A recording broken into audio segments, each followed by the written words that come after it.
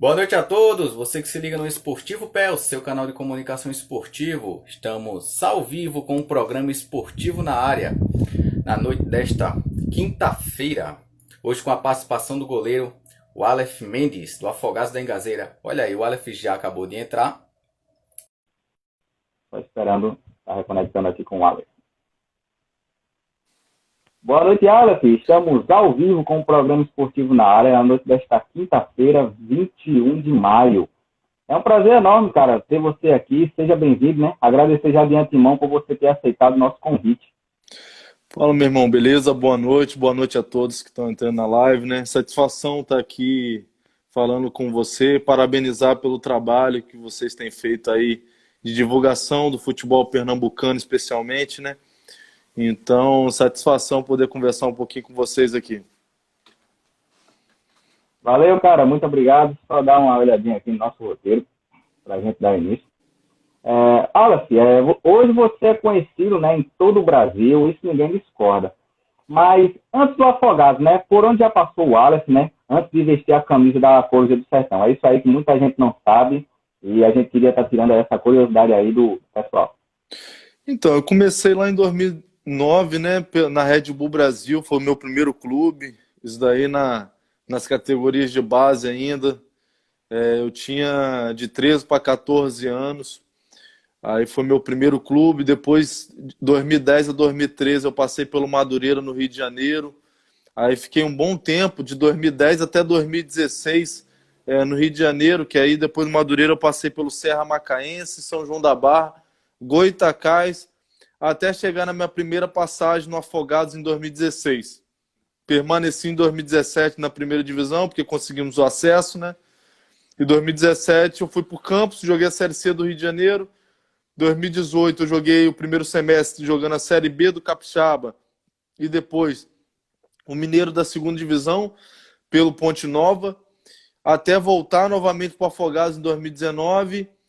Jogamos a primeira divisão e depois o segundo semestre no Retrô Brasil. E depois voltei para o Afogados novamente em 2020. Certo, Aleph, falando da sua passagem pelo Retrô no ano passado, o que foi possível, cara, tá absorvendo de conhecimento, jogando a Série A2 do Pernambucano e logo de cara ser vice-campeão, né? O Retrô na sua no ano de estreia, já conseguiu ser vice-campeão e conseguiu acesso para a elite, né, do futebol estadual. Realmente fizemos um bom trabalho lá no Retrô, né? Até porque a estrutura do clube ajudou muita gente nessa campanha do acesso. Eu acho que muita gente pensava que o Retrô ia subir com o pé nas costas, até porque montou um grande elenco, mas jogo é jogado, é dentro das quatro linhas, do mesmo jeito que tinha 11 jogadores no Retrô, tinha 11 jogadores no nosso adversário. Quem já jogou a Série A2 sabe o quanto é complicado, às vezes não adianta você montar um time tecnicamente muito bom, mas se não absolver, se não tiver na veia, a essência da Série A2 não sobe. Então, graças a Deus, nós fizemos um bom trabalho, conseguimos o vice-campeonato e, consequentemente, o acesso para a primeira divisão. Foi algo que aconteceu pela primeira vez na história do Estádio Pernambuco, um clube no primeiro ano profissional subir da Série A2, né? Então, nós conseguimos esse feito com o Retrô. Certo, Aleph, é a Série A2 que conta com poucos jogadores experientes, né? No caso, você estava na faixa de idade ou já tinha passado? Porque não pode, né, ter muitos atletas acima da idade. Isso, se eu não me engano, são 5 jogadores acima. Eu era um dos acima no Retrô.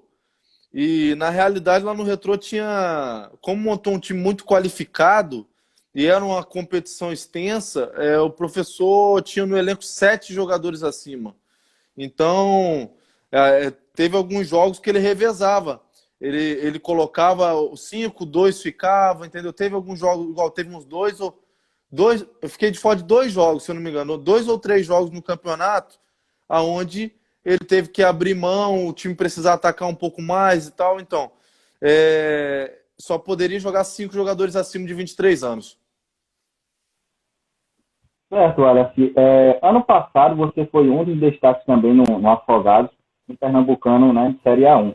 O que te fez, cara, é querer ir para o Retrô, né, sabendo que era um novo desafio e na segunda divisão, né? Porque geralmente quando os atletas jogam a primeira, dificilmente não quer estar jogando a A2 do Pernambucano.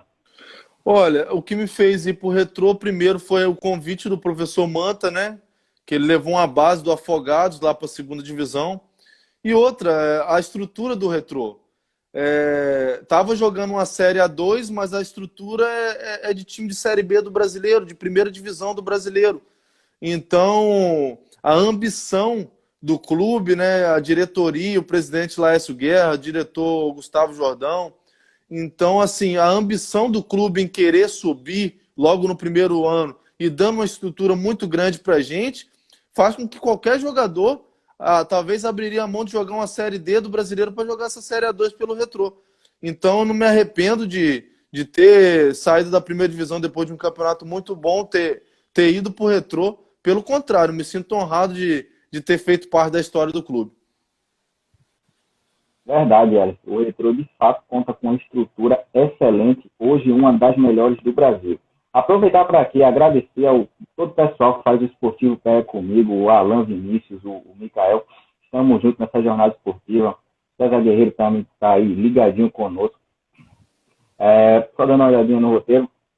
Cara, uma pergunta que muitos se fazem até hoje, apesar de já ter saído matéria sobre isso e tudo, é o porquê do boné, né? A gente sabe que é uma particularidade sua, e a gente sabe também que muitas pessoas te conhecem pelo apelido O Goleiro de Boné.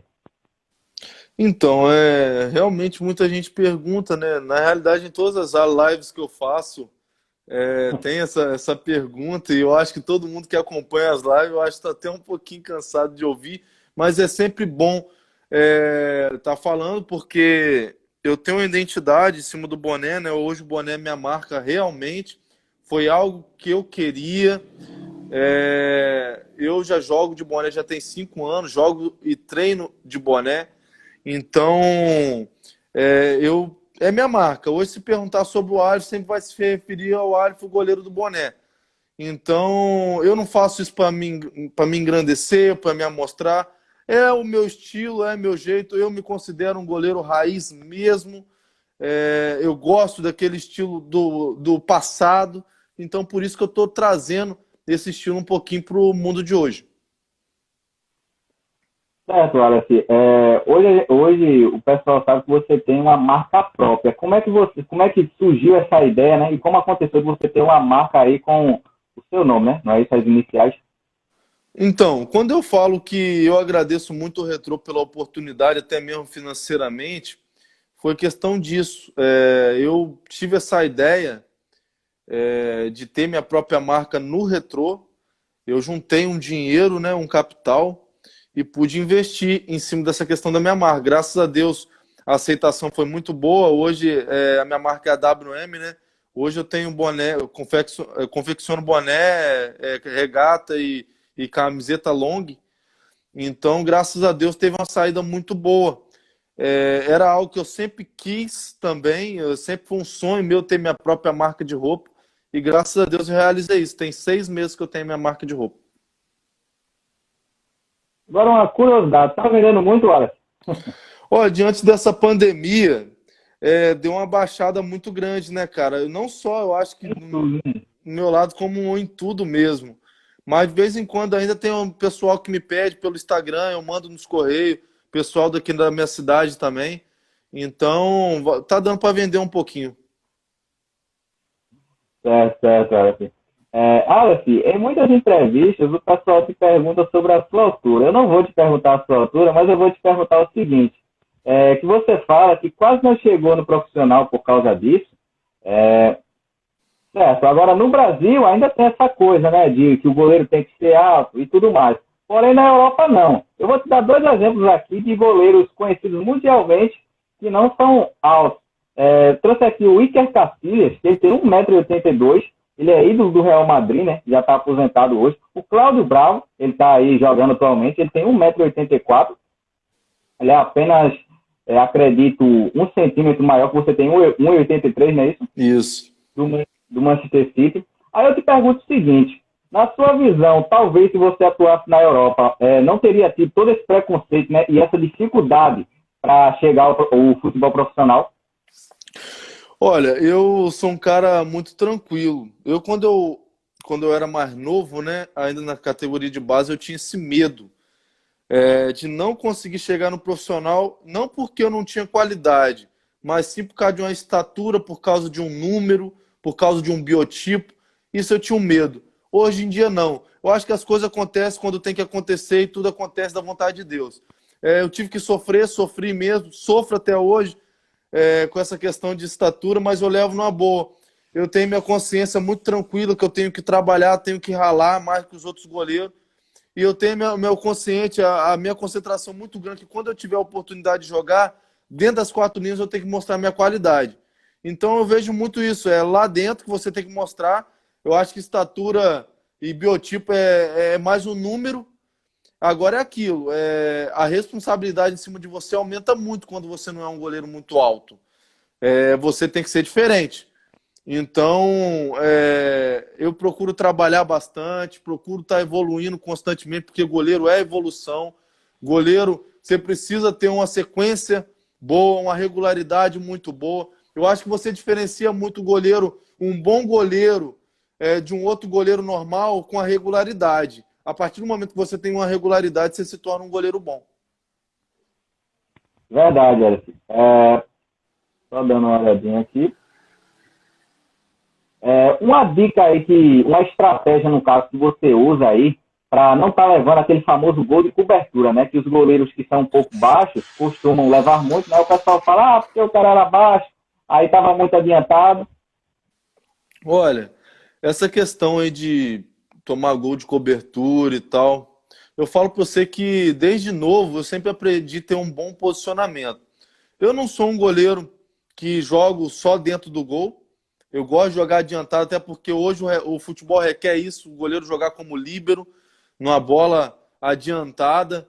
E assim, graças a Deus, eu tenho uma visão de jogo muito boa. Então eu sei o posicionamento que dá para eu chegar em qualquer bola.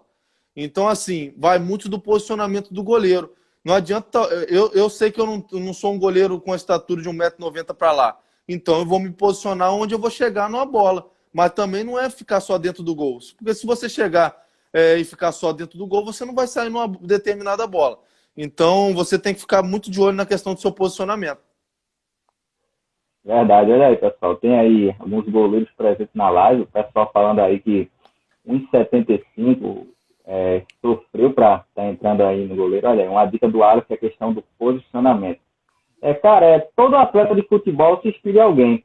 Qual um goleiro que atualmente você se inspira, né? E qual clube que você sonha em jogar, sabendo que você é um atleta jovem, né, de apenas 24 anos, e para um goleiro tem muita lenha para queimar ainda, sabendo que os goleiros vão o quê? Até 40, hoje em dia 40, 42, por aí. Então, o goleiro que eu me inspiro, eu acho que todas as vezes que me pergunta isso, sempre vai ser minha mesma resposta, que é o Rodrigo Viana, que é o goleiro que joga no Operário.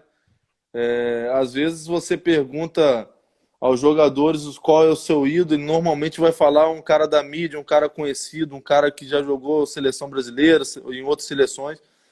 Mas o meu é o Rodrigo, porque o Rodrigo tem essa identidade também nessa questão da estatura, não é um goleiro tão alto também, e já me deu vários conselhos. E é um goleiro que tem uma regularidade muito grande nos clubes onde passa. Então, por isso que ele é meu ídolo. E sobre o sonho de jogar em algum clube, eu acho que todos nós, jogadores que estamos em clube de menor expressão, sonhamos em jogar num clube maior. Mas o meu em si é o Vasco da Gama. Eu tenho esse sonho. Então, trabalhar, não só o Vasco, como vários times grandes daqui do nosso país, né? Mas especialmente o Vasco. Certo, Wallace, uma pergunta aí do telespectador. É o seguinte, se você mantém contato com o goleiro do Atlético Mineiro, o Vitor, né? Olha, eu conversei com o Vitor tem umas 2 semanas, né? Quando fiz a questão da campanha aqui para arrecadar algumas cestas básicas para as famílias aqui da minha cidade. E nós conversamos um pouco ali. Então ele ajudou, né? Ele entrou em contato comigo, um cara super humilde. Por isso que por onde ele passa, ele é ídolo mesmo. Mas eu mantive contato com ele tem umas 2 semanas. Certo, Wallace, a questão da camisa, né, que você pegou autografada, ele passou até uma entrevista recentemente, que ele não quis que você ia leiloar, né, para estar ajudando aí o pessoal diante dessa pandemia. A outra camisa que ele disse que ia mandar para você, já chegou? Como é que tá essa questão? Não, foi rápido. Na segunda-feira mesmo ele mandou, na quarta-feira já estava aqui, na quinta-feira eu já estava entregando a pessoa, porque quem ganhou o leilão foi uma pessoa aqui da minha cidade mesmo, né? Então eu entreguei a camisa autografada e a camisa que ele me deu naquele jogo contra o Atlético Mineiro na Copa do Brasil tá aqui, que eu vou colocar num quadro, né? Porque foi um momento muito especial para nós. Verdade, o Vitor, apesar de não ser titular naquele jogo, né, é um nome aí que está há vários anos no Atlético Mineiro. E com certeza, né, cara, apesar de você ter falado do goleiro do Operário, ele também é uma das suas grandes referências. Não é Não, isso? sem dúvida, sem dúvida. Tanto dentro de campo como fora, né? O Vitor tem todo o respeito e admiração. Claro, falando agora do que o pessoal quer, né, da Copa do Brasil. Antes do jogo contra o Atlético Mineiro, você já vinha se destacando, né, bastante no estadual por fazer boas atuações e defender cobrança de pênalti. No jogo contra o Atlético Mineiro, você mostrou, né, que o resultado do seu trabalho que você vem efetuando aí há alguns anos para se tornar um bom pegador de pênalti. Aí vem a pergunta, qual a sensação, né, cara, de estar classificando a sua equipe em um jogo que era um jogo da vida para o Afogados? Eu já estive aqui com o professor Pedro Manta, o William Gaúcho, eles falaram que era né, o jogo da vida de vocês, até pela série do clube e por nunca ter participado de uma Copa do Brasil.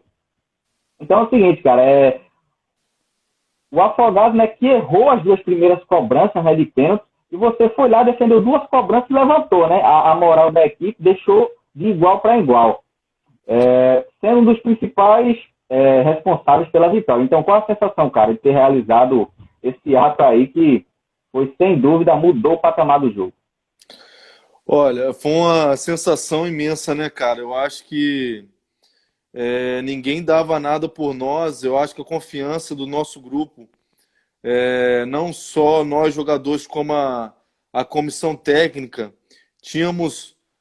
Mandar um abraço pro Mondragão aí, que é referência no futebol pernambucano também. Grande abraço, Mondragão, também estive aqui com ele. E assim, ninguém dava nada por nós e a confiança era grande. Era o jogo da nossa vida. Se hoje eu sou, vamos dizer, conhecido nacionalmente, né? Eu posso dizer que foi depois desse jogo do Atlético, sem dúvida nenhuma. E nós tínhamos confiança que poderíamos surpreender o Atlético, porque nós estávamos jogando diante do nosso torcedor, jogamos dentro de casa, e absolvemos isso, e levamos isso para dentro de campo. Jogamos leve. O professor Manta passou uma situação para nós muito legal, que ele falou assim, gente, nós somos francos atiradores, vamos jogar leve, a responsabilidade maior é do Atlético. E foi isso que aconteceu, jogamos leve e vimos que tínhamos condição de sair com a vitória. E foi isso que aconteceu, né, cara? Foi sofrido, foi difícil, mas graças a Deus conseguimos levar o Afogados para a terceira fase e com isso ter esse status aí da maior zebra da Copa do Brasil. Verdade. Atualmente, né, foi a maior zebra da Copa do Brasil. E, cara, sabendo que, né, foi a sua primeira participação na Copa do Brasil, não é isso?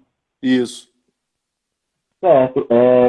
Quando chegou, né, vou falar assim do primeiro ataque do Atlético Mineiro, você sentiu, né, um pouco aquela pressão, né, pelo fato, né, é um time de Série A e tal, ou você já estava já com uma mentalidade boa? Olha, cara, Né? Como é que estava ali a mentalidade do lado? Eu vou ser bem sincero para você, eu acho que o goleiro, independente do jogo, seja um jogo de uma Série A2 ou seja um jogo de uma Copa do Brasil, a concentração dele tem que ser a mesma.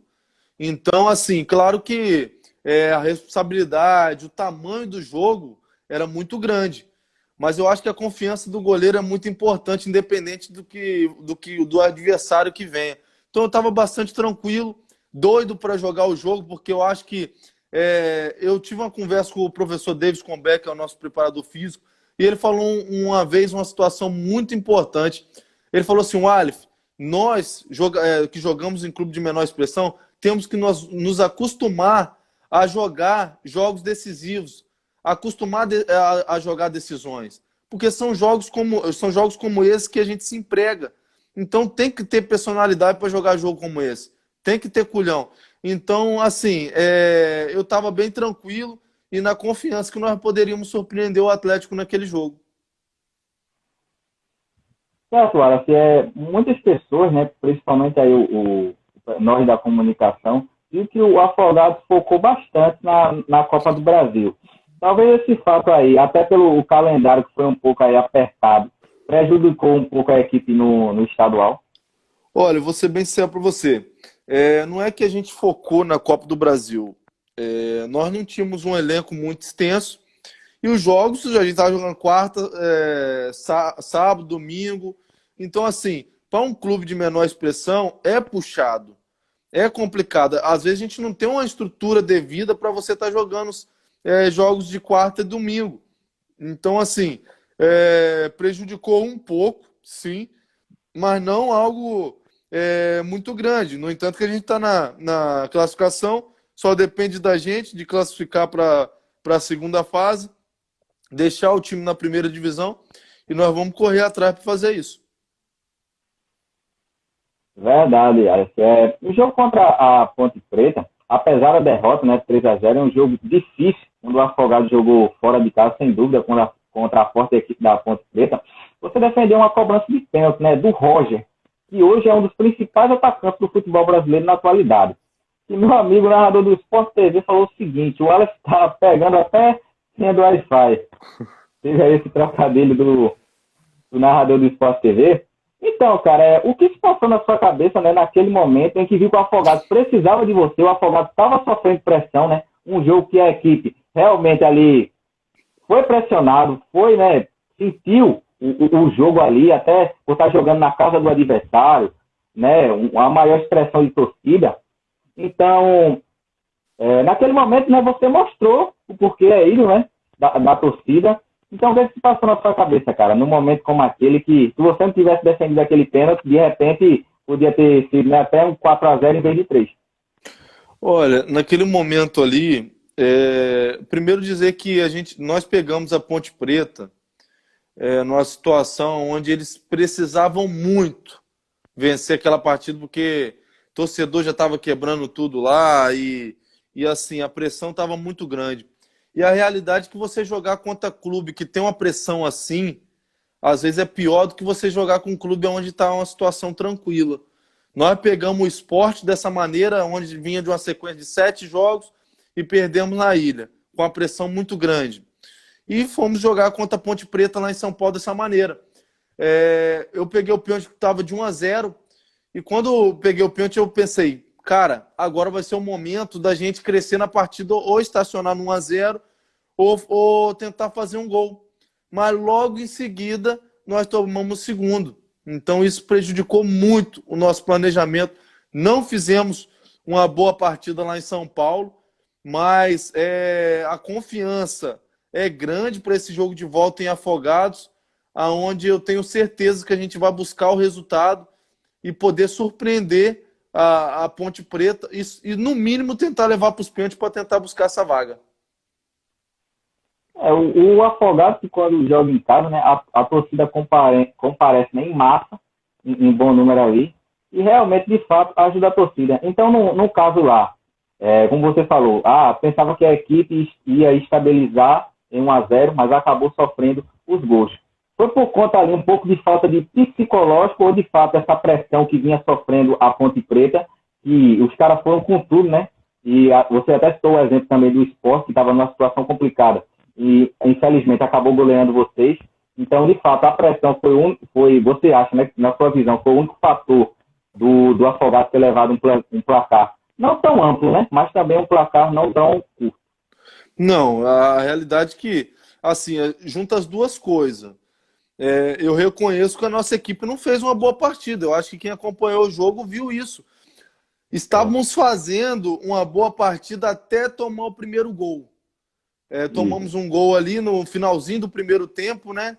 E aquilo dali deu uma destabilizada no nosso time, porque eu creio que se a gente não toma aquele gol ali, iríamos levar o 0-0 para o intervalo. Aí o jogo para o segundo tempo seria outro.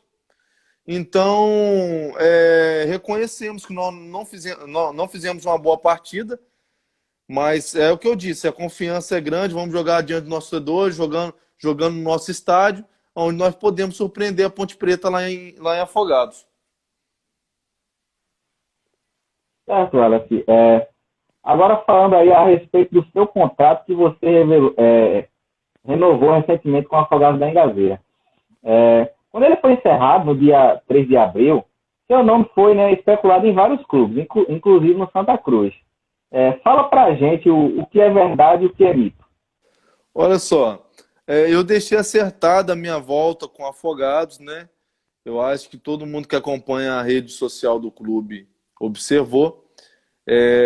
Não assinamos contrato ainda, né? Porque vai esperar eu chegar em Afogados para assinar um novo vínculo, mas deixamos acertada a nossa volta.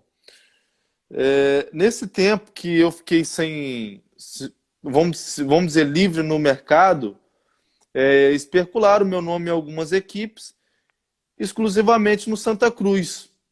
E muita gente, muito meio da imprensa, né, pernambucana, entrou em contato comigo, várias rádios de Recife, aonde me perguntaram se era verídico, se não era. E a resposta que eu dei para eles eu vou dar para você aqui. Não chegou nada a mim. Pode talvez ter chegado para o meu empresário, que é o Ítalo Pontes. Ele é um cara muito preservado. Ele não vai chegar para mim e vai falar assim, está tendo uma especulação e tal, sendo que não tem nada concreto. Então, assim, eu me sinto honrado de ter sido o meu nome vinculado ao Santa Cruz, né? Ter sido especulado lá. É uma grande equipe. Qual jogador de menor expressão que está jogando numa equipe de menor expressão não quer jogar num grande clube como Santa Cruz, onde tem uma torcida apaixonada? Então, nós trabalhamos para chegar em clubes como Santa Cruz, como o Náutico, como o Sport. Então, a gente vai continuar trabalhando e, quem sabe, futuramente tem a oportunidade de chegar a jogar num clube grande assim. Certo, Wallace. Apesar dessas especulações, o seu empresário confirmou aí para a imprensa que você tinha uma proposta oficial, mas ele não revelou qual. Você poderia revelar para a gente, já que você já renovou com o Afogados? Olha, sinceramente eu não sei. Por isso que eu te falei que ele é um cara muito preservado. Então, assim, se chegou essa proposta para ele, ele não me passou. Quem está resolvendo a minha situação é ele. Então, hoje meu foco é o Afogados. Eu deixei acertada a minha volta para o Afogados. Então, hoje meu foco é a gente deixar o clube na primeira divisão, colocar o clube numa eventual Série C, por que não brigar por esse acesso na Série D? Então, eu agradeço a diretoria pela confiança no meu trabalho, o carinho dos torcedores, né? A diretoria, porque muita gente pensou que eu não iria retornar para o Afogados, pela questão da valorização no mercado, né? Por essa sequência, né, que eu estou tendo, mas a diretoria fez um esforço muito grande e eu também queria permanecer. Então, graças a Deus, a gente acertou a nossa volta. Certo, Wallace. O Afogados vem tentando, né, ao máximo, renovar com a maioria do elenco que disputou aí, né, consequentemente, o estadual e a Copa do Brasil. Tanto é que a comissão técnica, eu acredito que todos foram renovados, inclusive aí o professor Pedro Manta, e alguns atletas. Agora também teve algumas baixas, né? O caso do Márcio, o caso também acredito que um atacante também, Diego Ceará. O Diego Ceará também não ficou. Então, essas baixas aí, você acha que vai, como é que eu posso falar, atrapalhar um pouco, né, a equipe, sabendo que a equipe já tem um elenco enxuto. Claro, vai realizar contratações novas, mas essas baixas, na sua visão, as equipes perdem qualidade técnica? Olha, eu vou falar uma coisa para você. O Márcio é um grande jogador, a torcida adora ele, como o Diego Ceará é o artilheiro do Pernambucano. São dois grandes jogadores e todo mundo sabe da qualidade deles. Mas assim, eu vou falar por mim. Eu posso sair do Afogados hoje. Não existe num clube um jogador que é insubstituível. A diretoria vai estar contratando e vai vir outros jogadores e assim é o futebol. Ninguém é insubstituível. Eu posso sair do Afogados hoje que amanhã eles vão contratar um outro goleiro e tomara que esse goleiro dá conta. Então, o futebol é dessa maneira. O Diego Ceará, eu conversei com ele, falei, irmão, você tem que seguir o melhor para você. E ele merece isso, ele merece viver o melhor da vida dele, até porque está vindo de 2 temporadas muito grandes sendo artilheiro do Pernambucano. Mas eu creio que a diretoria vai contratar novos atacantes, como vai contratar um outro zagueiro. E eu desejo sorte. Sorte para ele, que são 2 amigos pessoais que eu tenho. Então, eu creio nisso, que vai dar tudo certo para eles lá. Claro, em questão do plantel do Afogados, você tem aí mais ou menos um número de quantos atletas do Afogados quer ter aí para a Série B? Vai ser um elenco enxuto ou um elenco mais amplo um pouco? Olha, eu não sei te dizer o certo, mas eu creio que vai ser um elenco mais enxuto, até porque o planejamento do clube foi abaixar um pouco o salário dos jogadores, por causa dessa questão da crise da pandemia que esteve. O dinheiro que nós ganhamos da Copa do Brasil vai ser investido no centro de treinamento. Então, eu creio que vai ser um elenco mais enxuto, mas um elenco competitivo. Até porque o professor Manta sempre monta grupos competitivos.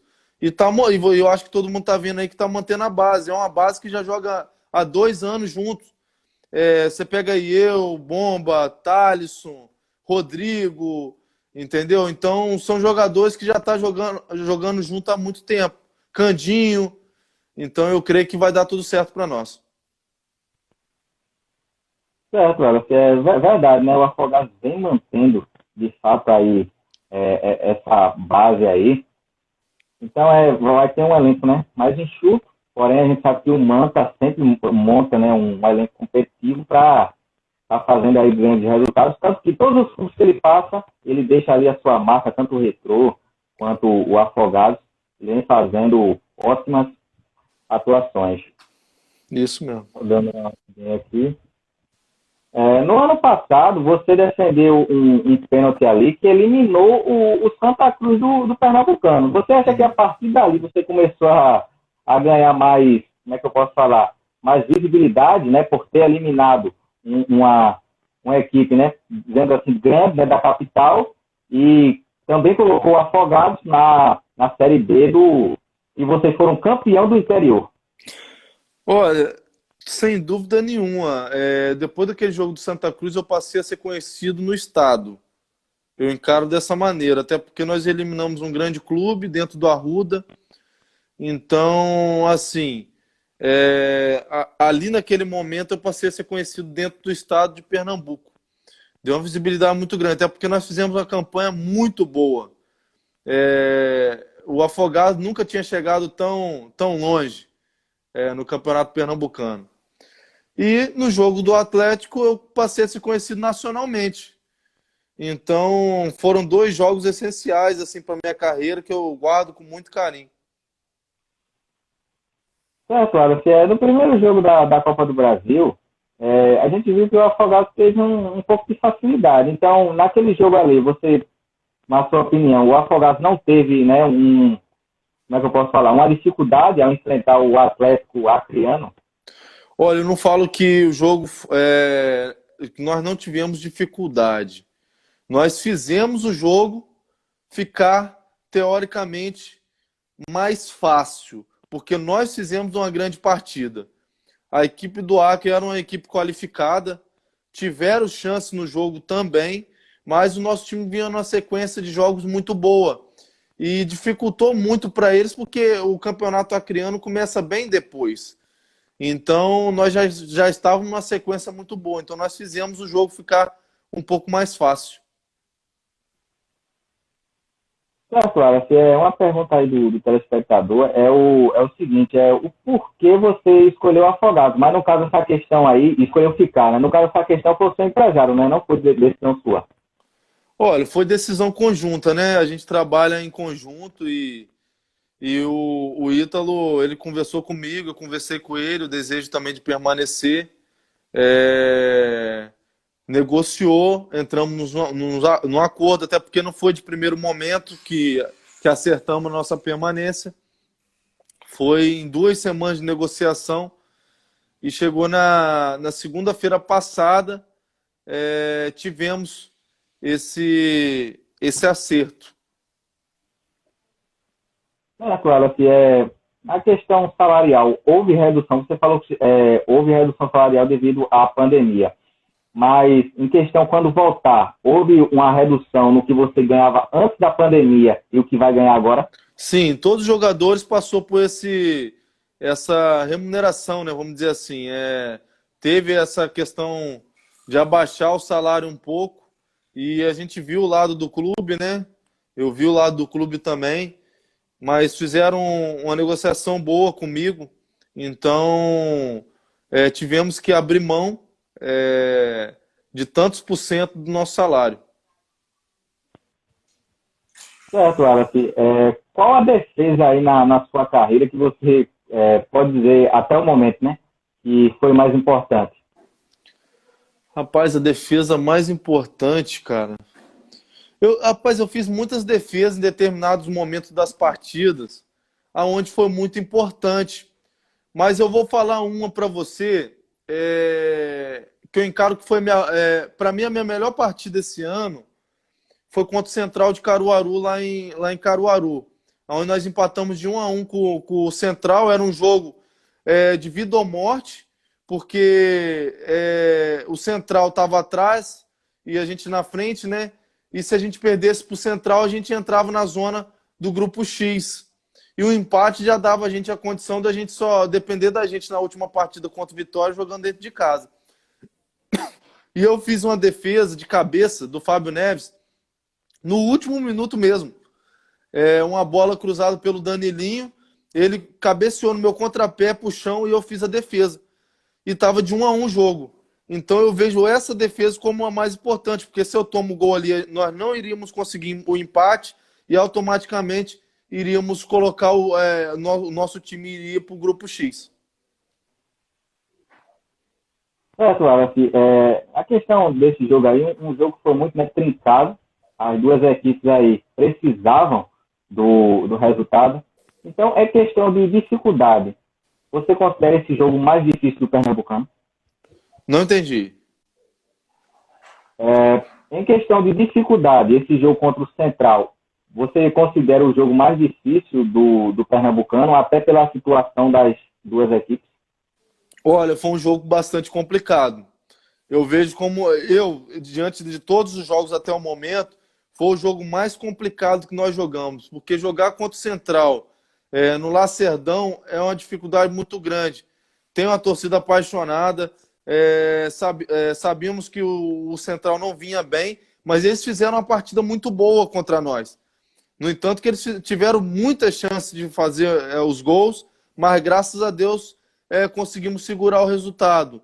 Nosso time brigou muito, saímos na frente, né? Então, foi um jogo bastante complicado, sim. Beleza, Wallace. O Afogados começou a temporada, né, liderando, né, o estadual, e aos poucos aí foi decaindo devido, como você falou, um elenco enxuto e tudo mais. No jogo contra o Sport, que acredito que a equipe perdeu de 3-0, não foi isso? 4-0. Isso, 4-0. A equipe perdeu de 4-0. Ali foi desgaste físico. O que é que faltou ali para a equipe, né? Tá levando um placar ali um pouco alto. Eu vou ser bem sincero para você. Ali eu acho que foi um jogo atípico. Não desmerecendo a equipe do Sport, até porque jogaram muito e mereceram a vitória do começo ao fim. O nosso time, a condição física pesou muito, cara. Porque, como eu falei, nós jogamos numa quarta-feira, às 9h30 da noite, contra o Atlético. Fomos até quase meia-noite e ainda teve os pênaltis. Então, assim, a adrenalina do jogo foi muito grande. E eu mesmo fui um que não dormi de quarta para quinta. Só fui dormir na quinta-feira à noite. A adrenalina foi muito grande. E teve comemoração e tal. Mas, enfim, o desgaste do grupo em si foi muito grande. Então, o Sport, jogando dentro de casa, precisando da vitória, se impôs do começo ao fim e mereceu a vitória. Então, eu vejo que foi um jogo atípico. Se nós tivéssemos com a condição melhor, a semana toda de trabalho tranquilo, nós tínhamos dificultado um pouco mais para o esporte. Certo, Wallace, a questão do, né, que vai usar o dinheiro da Copa do Brasil no jogo contra o Atlético Mineiro para fazer um CT. Muitos aí se questionam o seguinte, beleza, o Afogados da Engazeira não tem um CT, mas de repente esse dinheiro aí não podia ser usado para investir mais em contratações? Olha, poderia, mas eu vejo que a diretoria fez um bom planejamento, porque não sabe quando que o clube vai voltar a ganhar um dinheiro desse, talvez nunca mais. Então, o clube tinha que investir esse dinheiro em algum momento. Eu estava conversando com o nosso presidente, o Sr. João, e o Sr. João falou, olha, eu não abro mão desse dinheiro para investir. E eu falei, Sr. João, está certo, ele vai deixar um legado, vai deixar um centro de treinamento construído, porque o clube, ele só treina no Vianão. Então, assim, vai dar mais estrutura aos atletas, com isso tem como você negociar com novos atletas, e isso vai cobiçar ainda mais o atleta a ir para Afogados. Então, eu vejo que eles fizeram certo em investir no CT. E ainda, Alice, destacando que é um privilégio, né? Porque poucas equipes do interior têm um CT para treinar. Geralmente, ou treina no próprio estádio, ou então, de repente, treina aí em estádios alternativos, como é o caso aqui do Vitória das Cabocas, da minha cidade. Ele tem que treinar na Arena de Pernambuco. Então, ele viaja 50 quilômetros para estar realizando os seus treinamentos, o que atrapalhou bastante o desempenho da equipe, que hoje, né, ia ser o seu adversário na última rodada do estadual, mas que já estava eliminado. Então, era um jogo que, para o Vitória, não fazia nenhuma diferença. Não, sem dúvida. E outro, não é qualquer CT, né?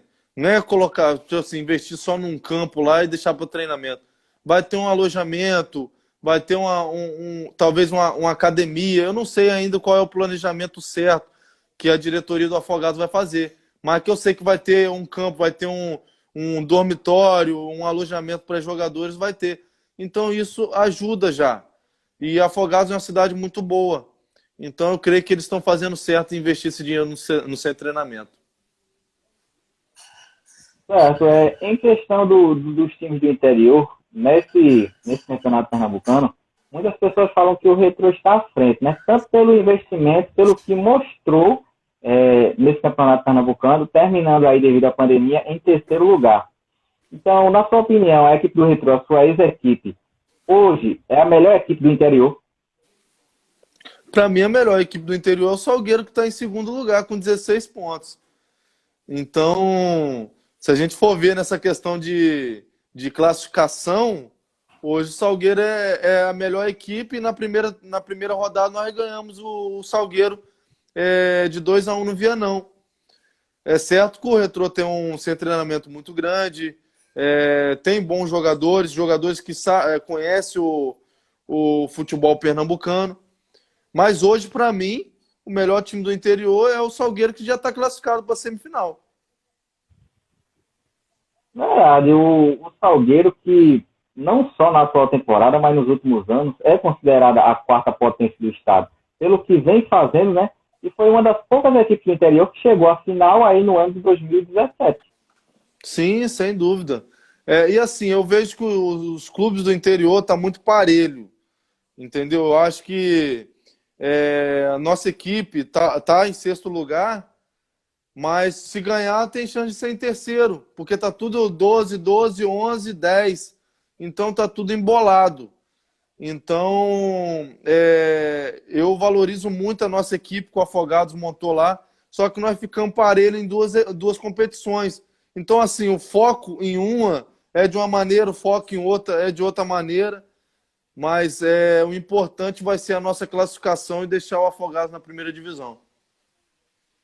E outra coisa que é importante destacar no campeonato no estadual desse ano é que a única equipe da capital que se safou foi o Santa Cruz, né, que vem fazendo, o líder do campeonato. Mas o Sport, o Náutico, está ali jogando de patamar igual para igual com as equipes do interior. Até eu acredito que seja por conta, né, tanto do desgaste físico, e talvez de repente eles não tenham, né, um olhar assim, a mais, como tem as equipes do interior, para o estadual, né? Eu já estive também aqui com os atletas do Náutico, do Santa, e eles falaram aqui que realmente o foco, claro, ganhar um estadual, né? Para uma equipe que já tem muito, como é o caso do Santa e do Sport, para eles já não faz mais tanta diferença.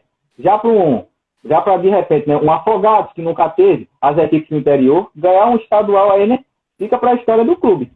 Olha, sem dúvida. Se eu for falar, se você me perguntar qual é o time que você vê acima da média hoje, dentro do estadual, eu colocaria o Santa Cruz. Realmente, Santa Cruz eu acho que encaixou muito bem.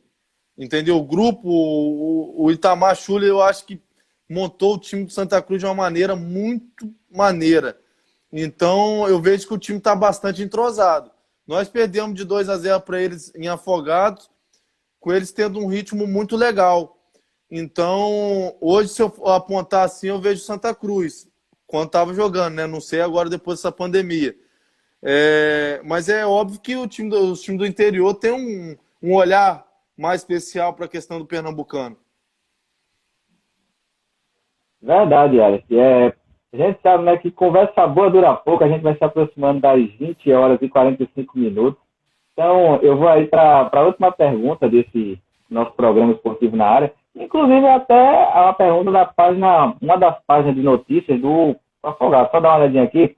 Wallace, como é ser o maior ídolo que a torcida teve na história do clube? Olha aí, muitas pessoas que consideram o maior ídolo da história do clube. Rapaz, eu falo para vocês, eu tenho um carinho muito grande, né, cara, pelo Afogados e a torcida em si realmente me tratam muito bem. Eu passo pelas ruas, me abraçam, pede para tirar uma foto, conversa.